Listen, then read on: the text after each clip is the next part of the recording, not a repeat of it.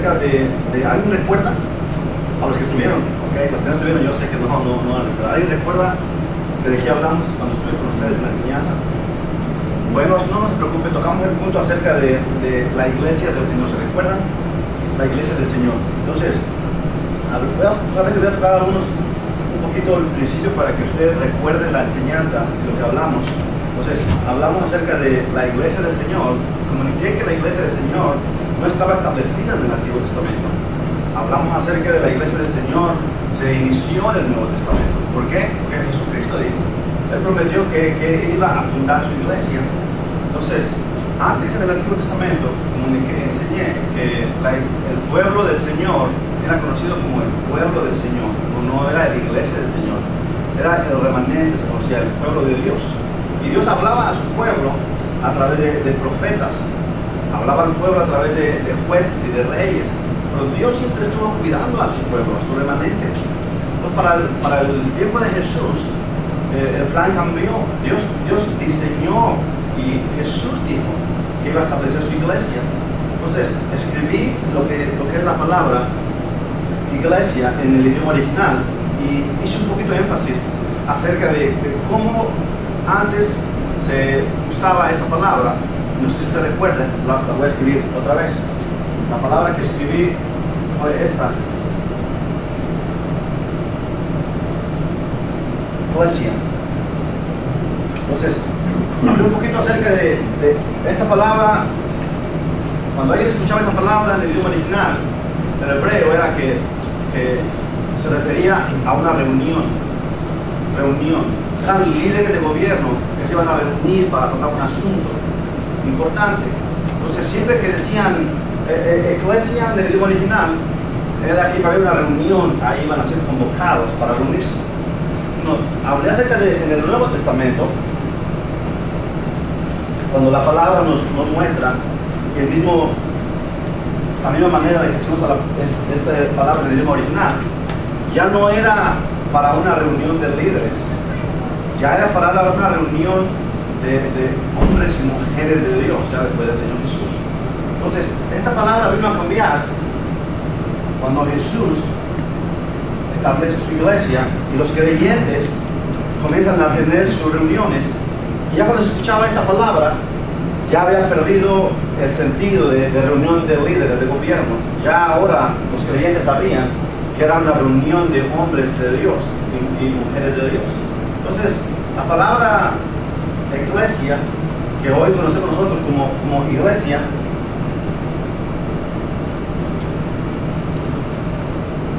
iglesia, lo que está enfatizando es una asamblea, es lo que se llama, asamblea.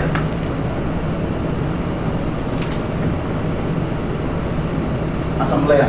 Pues una asamblea era una congregación que se reunía, ¿okay? Pues era congregación que se reunía.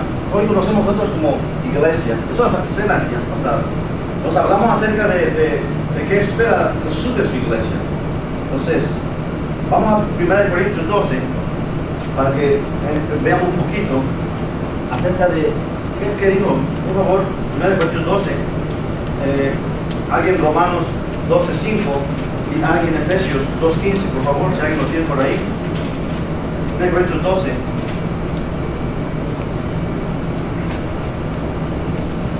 No creo que dice, si lo tenemos en 1 Corintios 12.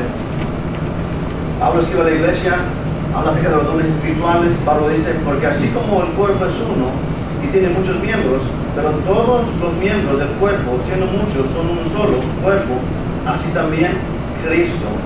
Porque por un solo espíritu fuimos todos bautizados en un cuerpo, sean judíos o griegos, sean esclavos o libres, a todos se les dio a beber de un mismo espíritu. Además, el cuerpo no es uno solo miembro, sino muchos. Y Pablo enfatiza acerca de qué representa el cuerpo. Entonces, el cuerpo de Cristo representa la iglesia. Pues la iglesia somos nosotros. La iglesia del Señor somos todos los creyentes en todo el mundo. Somos llamados como iglesia del Señor, el cuerpo de Cristo. Y cuando decimos vamos a la iglesia, uno sabe que vamos a ir a reunirnos como hijos de Dios. No va a decir que vamos a ir a la iglesia a hacer una fiesta, vamos a ir a la iglesia a hacer una huelga, vamos a ir a la iglesia a hacer ciertas otras cosas que no tienen nada que ver con Dios. No, cuando alguien dice vamos a ir a la iglesia, ya en su pensamiento está, vamos a ir a reunirnos con los escogidos de Dios, con los hombres y mujeres que forman parte del cuerpo de Cristo, el cuerpo de Cristo. Entonces, nosotros somos el cuerpo de Cristo, y lo enfatizé en la vez pasada. Entonces, si alguien tiene ahí, por favor, Romanos 12:5, Efesios 2:15.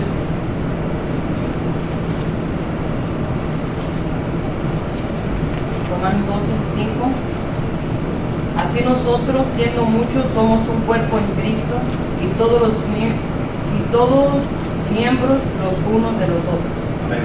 Ahí habla Pablo a la iglesia de Roma y le dice, hey, aunque somos todos muchos creyentes, pero todos somos un solo cuerpo, todos pertenecemos a la misma iglesia que es el cuerpo de Cristo.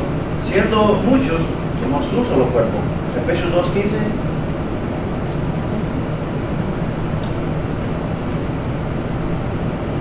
No se preocupe todo su tiempo. Efesios 2:15.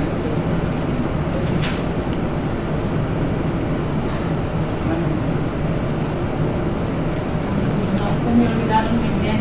Está bien, hermanos. Está bien. No se preocupe. Gloria a Dios.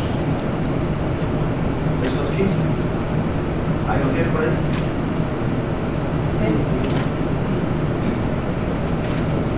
Prohibido el insultarme los amistades, desaleos, mandamientos, ejecutados en los avances para crear en sí mismo de los dos un solo nuevo hombre, haciendo la paz.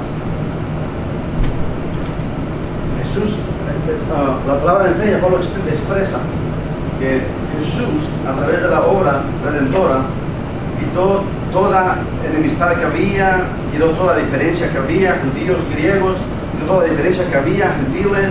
En Cristo somos un solo cuerpo, somos una sola iglesia, somos un solo remanente, somos un pueblo del Señor. Jesús, en la obra redentora, quitó las enemistades que había entre el hombre y Dios, y entre gentiles, griegos, pleitos, celos, iras. En Cristo todo eso quedó a un lado y ahora somos nosotros solo un solo cuerpo, un remanente, pueblo del Señor. Jesús estableció y dijo a los discípulos en Mateo capítulo 16, verso 18, déjenme leérselos, ustedes hacen otro apunte. Mateo capítulo 16, verso 18, Jesús le dijo a sus discípulos, Pedro expresa cuando Jesús pregunta, ¿quién soy yo? ¿Qué piensan? Entonces Pedro respondió a Jesús, bienaventurado eres, Simón, hijo de Jonás, dijo Cristo a Pedro, porque no te lo reveló carne ni sangre, sino mi Padre que está en los cielos. Yo también te digo que tú eres Pedro, sobre esta roca edificaré mi iglesia, y las puertas del Hades no prevalecerán contra ella. Entonces Jesús expresó que él iba a fundar su iglesia. Mucha gente dice que Pedro, y enfatizan que Pedro es la roca. Mucha gente expresa, o el punto principal y clave de este versículo es que Jesús dijo que él iba a establecer su iglesia. Jesús dijo que él iba a iniciar su iglesia, su remanente, sus seguidores, y lo proclamó. Jesús lo cumplió. Juntó sus 12, impulsó sus 12, vino la palabra a los discípulos, vino el Espíritu Santo a la iglesia en Hechos capítulo 2, y la iglesia del Señor nace ahí en el día de Pentecostés. Alguien dice, no fue en el día de Pentecostés, ¿no? Eso lo enfatizamos la vez pasada. Hay personas que dicen, no fue el Pentecostés cuando empezó la iglesia. Alguien dice, fue en el día de la última cena, cuando Jesús estuvo con sus discípulos, que ahí comenzó la iglesia. ¿Por qué? Porque ahí se reunieron sus 12 con Jesús. Jesús ya los había juntado a ellos, Jesús ya los había llamado cada uno de ellos, ya los había preparado y estuvo sentado ahí en la mesa, tomando la Santa Cena, y le dio instrucciones finales a ellos. No vamos a ir en contra de lo que ellos piensan. No vamos a decir si fue en el día de la Santa Cena, pero lo que la palabra enseña, que en el día de Pentecostés, en el libro de los Hechos capítulo 2, ahí fue cuando todos los discípulos que estuvieron congregados esperando la promesa del Espíritu Santo, ahí fue que el Espíritu Santo descendió sobre los discípulos, los investió con un poder especial y los impulsó a predicar con poder sobrenatural, como lo había prometido. Hechos capítulo 1, verso 8, Jesús le dijo a los discípulos, hey, quédense en Jerusalén hasta que venga sobre vosotros la promesa, la cual oíste de mí, y comenzó a decirles, no se vayan, espérense ahí, permanezcan ahí, porque va a venir una bendición sobre ustedes. El Espíritu Santo va a venir sobre ustedes, los va a investir con un poder especial y de ahí van a ser mis testigos. Van a ir a Jerusalén, a Judea, a Samaria, hasta lo último de la tierra. Van a ir ahí a ser testigos fieles míos, a hablar el mensaje que yo les he enseñado. Entonces ahí en Hechos capítulo 2 se cumple la promesa de Jesús. Viene el Espíritu Santo sobre la iglesia antes de ese día de Pentecostés, en el capítulo 2 de los libros de los Hechos. Antes de ese día, los discípulos estuvieron todavía con temor, estuvieron todavía escondiéndose por persecución ahí, todavía estuvieron juntos orando ahí en el aposento alto. Pero llega desde Pentecostés y viene el Espíritu Santo sobre ellos y comienzan ellos a ser diferentes. Vemos a Pedro, un Pedro que estuvo escondido donde iba Jesús antes de ese evento maravilloso del derramamiento del Espíritu Santo. Vemos a Pedro, un hombre que negó a Jesús, estuvo ahí cuidadoso, escondiéndose para que no lo arrestaran. Después del Espíritu Santo llegar sobre ellos, vemos a un Pedro que no le tenía miedo a nadie. Se levantó en frente de una multitud grande de líderes religiosos, en frente de una multitud grande de personas de esta ciudad, y comenzó a hablar con denuedo la palabra de Jesucristo. Comenzó a predicar el mensaje de Jesucristo a tal manera, dice la palabra, que 3,000 personas vinieron a los pies de Jesucristo. Vemos allá a los discípulos en ese instante ir por las calles, por las regiones y comenzar a predicar el mensaje de Jesucristo. Entonces, ¿cuándo comenzó la iglesia del Señor, mis hermanos? La iglesia del Señor comenzó en el día en el cual el derramamiento del Espíritu Santo vino sobre ellos, porque fueron investidos y fueron impulsados como Jesús lo había dicho. Entonces, qué hermoso es entender que el Señor Jesús cumplió su promesa, ¿cuál? Que sí, efectivamente, edificó su iglesia, la inició y la impulsó la iglesia. Entonces, desde aquellos hombres que fueron impulsados por el Espíritu Santo, Pedro y los 11, bueno, 12, incluyendo Matías. Entonces, aquí hasta el día de hoy, el Espíritu Santo ha sido una gran bendición y ha estado impulsando a los creyentes a hablar el mensaje de salvación por todas las calles, generaciones, ciudades y vecindarios, de tal manera que la iglesia del Señor sigue llevando a cabo la labor de crecer y ser edificada como Jesucristo lo dijo. Pero la iglesia del Señor somos nosotros, mis hermanos. Tú formas parte de la iglesia del Señor. Tú formas parte del gran remanente del Señor, como lo prometió. Pero ¿qué espera Dios de su iglesia? Sabemos que somos el cuerpo de Cristo. Sabemos que somos investidos con poder de lo alto, con el Espíritu Santo. Sabemos que hemos sido redimidos de la condenación del pecado, de la condenación de este mundo. Sabemos que hemos sido lavados por la sangre del Cordero y hemos sido puestos para ir hacia adelante y hacer la obra del Señor. Sabemos eso. Pero ¿qué espera el Señor de nosotros en cuestiones de su iglesia, o sea, como congregación, como cuerpo de Cristo? Independientemente, cada uno necesita y es necesario que tenga una comunión con el Señor diariamente. Es necesario que cada uno de nosotros entienda su responsabilidad como parte del cuerpo de Cristo. Posiblemente mi hermana Tomasita, ella posiblemente es parte del hombre del cuerpo de Cristo. Posiblemente mi hermano Jorge, él es la mano de esta área del cuerpo de Cristo. Posiblemente alguien es el oído del cuerpo de Cristo.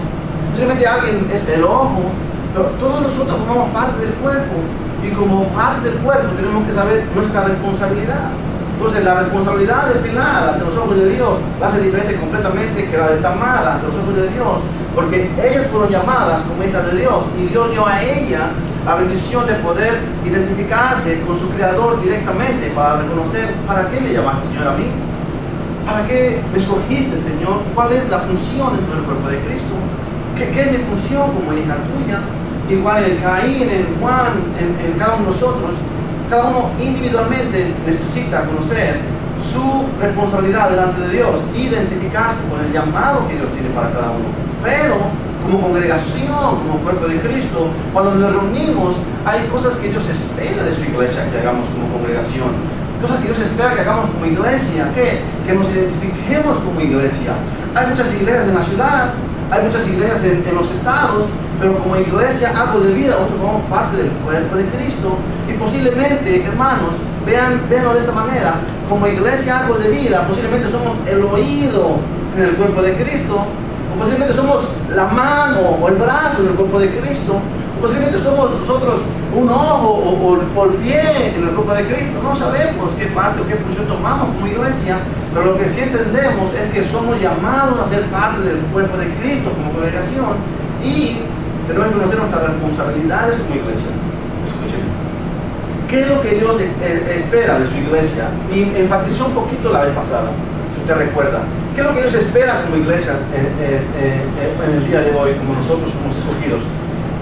Lo que Dios espera con nosotros escogidos es, hermanos, que la iglesia del Señor reconozca que el Espíritu Santo está aquí ¿para qué? Para dirigir su iglesia, para enseñar su iglesia, para consolar su iglesia, para dar dones a la iglesia, para impulsar la iglesia hacia la voluntad de Dios.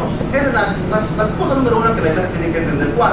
Que la iglesia no marcha sola, la iglesia no está trabajando o funcionando sola, que la iglesia tiene una dirección y un guía que es el Espíritu Santo que Dios estableció para que la iglesia, árbol de vida, camine y funcione de acuerdo a lo que el Señor llamó a la iglesia.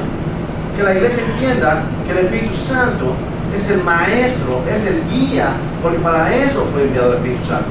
Y cuando la iglesia ignora la presencia del Espíritu Santo, la iglesia está ignorando y rechazando la guía, la dirección del Espíritu Santo, del Señor, a través de su Espíritu para la iglesia.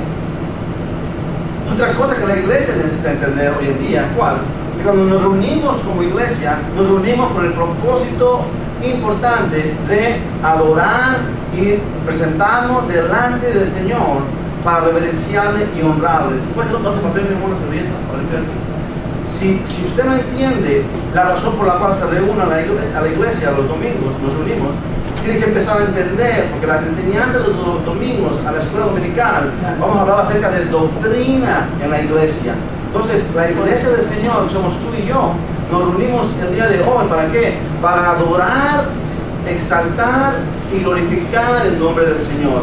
Si alguien viene a la iglesia y se reúne por el motivo incorrecto, automáticamente está violando un principio bíblico y está fallando al Señor. El corazón de nosotros, nuestro pensamiento y todo nuestro deseo tiene que ser, hermanos, es reunirnos para adorar y glorificar el nombre del Señor. Es lo que la palabra nos está enseñando. Gracias. Vaya conmigo al libro de Juan, capítulo 24, por favor. Juan capítulo 4, por favor, verso 24. Juan capítulo 4, verso 24. Vaya conmigo. El motivo principal de la iglesia, y Jesús lo dijo, ahí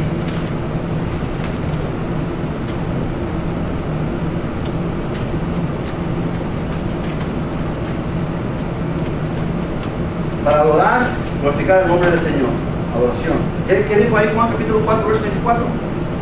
Ahí lo tienen. Dios es espíritu y los que le adoran en espíritu y en verdad es necesario que le adoren. Lo que dice la palabra. Entonces, aquí Jesús está hablando con la mujer samaritana y la mujer estuvo sorprendida y le dice: hey, tú siendo judío, me pides a mí agua antes de beber, y comienza a Jesús a hablar con ella. Y Jesús le dijo a esa mujer, le enfatiza, le dice: hey, llegará el día, la hora viene y la hora es cuando los verdaderos adoradores adorarán al Padre en espíritu y en verdad. Note lo que dice, en espíritu y en verdad. Esta palabra, mis hermanos, proscunio, si alcanzan a ver, proscunio, la palabra. Esta palabra enfaticé también que en el Antiguo Testamento, cuando alguien escuchaba esta palabra, o los hombres hace miles de años atrás, cuando alguien escuchaba esta palabra, en el idioma original representa que decían proscunio en ese idioma, quiere decir que alguien ya había elegido, que alguien había determinado ya presentarse y hacer una adoración o una reverencia a un ser, a una cosa o a algo, y esa palabra representaba algo santísimo, o sea, especial, dedicación, esfuerzo, deseo, expresaba eso. Entonces, hombres venían y hacían proscunio a imágenes, a ídolos, a otras cosas. Incluso, ¿sabe qué alcanza a representar esa palabra? Incluso llega a representar que alguien está tan enfocado en hacer una reverencia que se postra al suelo y besa la tierra así para hacer una reverencia y adorar. Note eso, esa palabra. Eso es lo que alcanza a hablar esa palabra, proscunio. adoración o reverencia verdadera y genuina.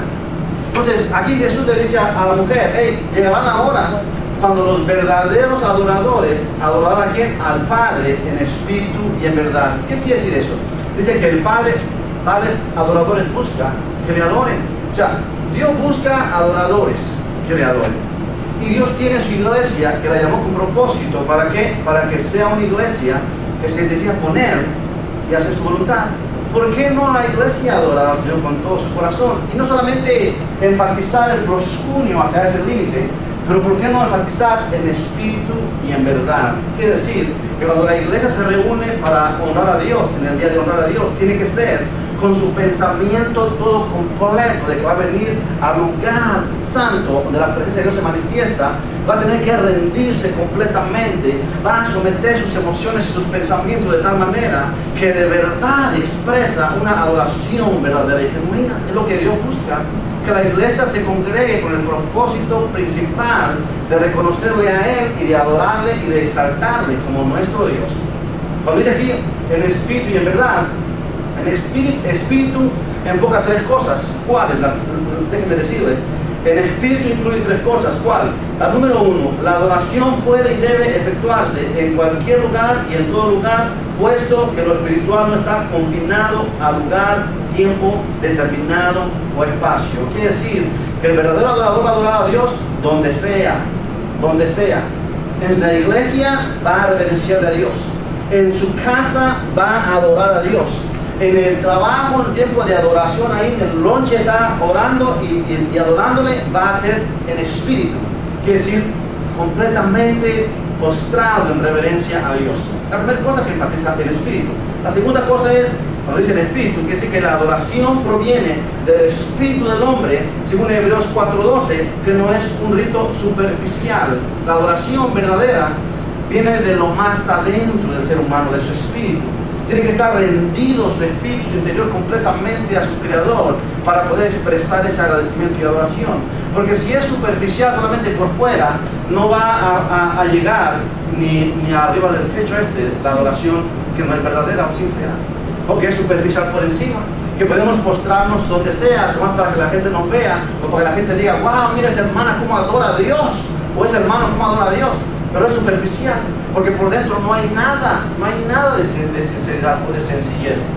La tercera cosa que expresa el Espíritu es que la adoración proviene, no solamente es del interior, pero es una adoración genuina, que es de una persona hacia el Señor. Normalmente es, Señor, aquí estoy, mi espíritu está quebrantado hacia ti, mi espíritu está anhelando de ti, mi espíritu está deseando de ti, Señor. Padre, a través de Jesucristo revelado, yo te conozco, me identifico contigo. Y aquí estoy, lo que dice.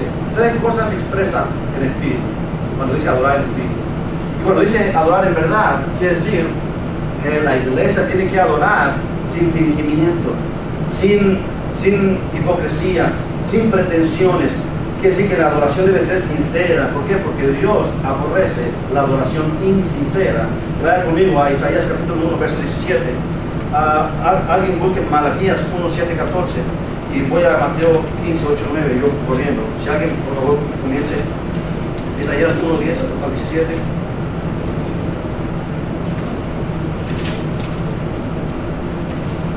¿Quién? ¿Qué dice? Príncipe de Sodoma, oíd la palabra de Jehová. Escucha la ley de nuestro Dios, pueblo de Gomorra. ¿Para qué me sirve, dice Jehová, la multitud de vuestros sacrificios? Hastiado estoy de holocaustos, de carneros y de cebo de animales gordos. No quiero sangre de bueyes, ni de ovejas, ni de machos cabríos. ¿Quién demanda esto de vuestras manos cuando venéis a presentaros delante de mí para hollar mis atrios? No me traigas más vana ofrenda, el incienso me es abominación, luna nueva y día de reposo. El convocar asambleas no lo puedo sufrir. Son iniquidad vuestras fiestas solemnes, vuestras lunas nuevas y vuestras fiestas solemnes las tiene aborrecidas mi alma. Me son gravosas, cansado estoy de soportarlas. Cuando extendáis vuestras manos yo esconderé de vosotros mis ojos. Asimismo, cuando multipliquéis la oración, yo no oiré. Llenas está de sangre vuestras manos, lavaos y limpiaos, quitad la iniquidad de vuestras obras delante de mis ojos, dejad de hacer lo malo, aprender. Hasta ahí está bien. Sí.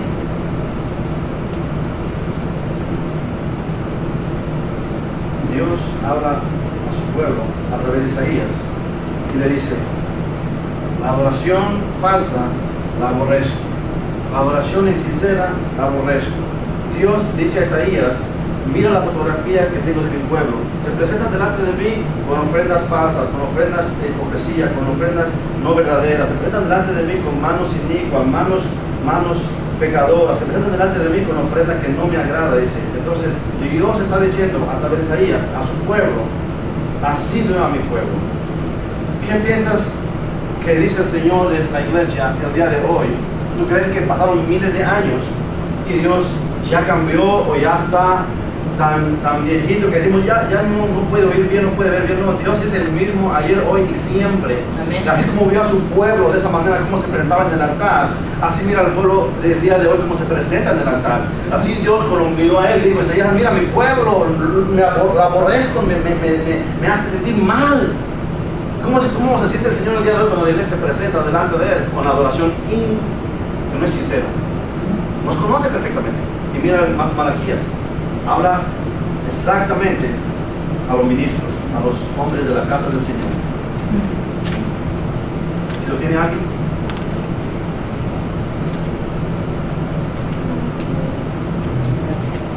Uno 7:14.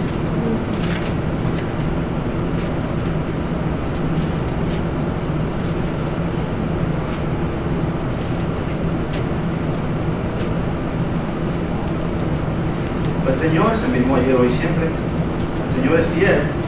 El Señor siempre está y conoce a su pueblo. El Señor no pasa por alto lo que su pueblo está haciendo. No pasa por alto lo que la iglesia está haciendo. Incluso hasta los mismos ministros del Señor, el Señor los exhorta y los llama. Capítulo 1, verso 6. El Hijo honra al Padre y el Señor a su Señor. Si pues yo soy padre, ¿dónde está mi honra? Y si soy Señor, ¿dónde está mi temor? Dice Jehová de los ejércitos a vosotros, oh sacerdotes o ministros, que menospreciáis mi nombre y decís: ¿en qué hemos menospreciado tu nombre? Verso 7. En que ofrecéis sobre mi altar pan inmundo, y dijisteis: ¿en qué te hemos deshonrado? En que pensáis que la mesa de Jehová es despreciable, y cuando ofrecéis el animal ciego para el sacrificio, ¿no es malo? Asimismo, cuando ofrecéis el cojo o el enfermo, ¿no es malo? Preséntalo pues a tu príncipe. ¿Acaso se agradará de ti? ¿O le serás acepto? Dice Jehová de los ejércitos. Ahora pues, orad por el favor de Dios para que tenga piedad de nosotros. Pero ¿cómo podéis agradarle si hacéis estas cosas? Dice Jehová de los ejércitos. ¿Quién también hay de vosotros que cierra las puertas o alumbre mi altar de balde? O sea, ¿quién hay de vosotros que trabaje en mi casa de balde? Yo no tengo complacencia en vosotros, dice Jehová de los ejércitos, y de vuestra mano aceptaré ofrenda, porque desde donde el sol nace hasta donde se pone, es grande mi nombre entre las naciones, y en todo lugar se ofrece a mi nombre, incienso y ofrenda limpia, porque grande es mi nombre entre las naciones, dice Jehová de los ejércitos. Y vosotros lo habéis profanado cuando decís: inmunda es la mesa de Jehová, cuando decís de que su alimento es despreciable. Y habéis además dicho: oh, qué fastidio es esto, y me despreciáis, dice Jehová de los ejércitos, y trajisteis lo untado, o cojo, o enfermo, y presentasteis ofrenda. ¿Aceptaré yo esto de vuestra mano, dice Jehová? Oh, no se engañe, dice el Señor. Miren, Mateo capítulo 15, verso 8. Palabras de Jesús, lo que dijo. Jesús dice: este pueblo de labios me honra, mas su corazón está lejos de mí, pues en vano me honran, enseñando doctrina, mandamientos que no son agradables al Señor. Entonces, adoración en espíritu y en verdad, hermano, en verdad va más allá, no solamente presentarnos y reunirnos para levantar las manos y estar aquí como congregación. Dios espera de su iglesia que le reconozcamos como lo que Él es.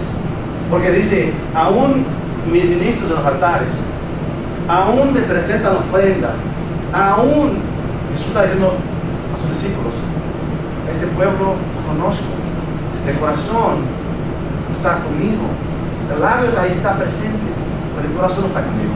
Entonces la iglesia del Señor es necesario que aprenda a reverenciar a Dios en todo lugar, no solamente en la iglesia, pero en todo lugar tenemos que reverenciar a Dios, mis hermanos, y tenemos que hacerlo en espíritu y en verdad. ¿Qué espera el Señor de la iglesia del Señor hoy en día también?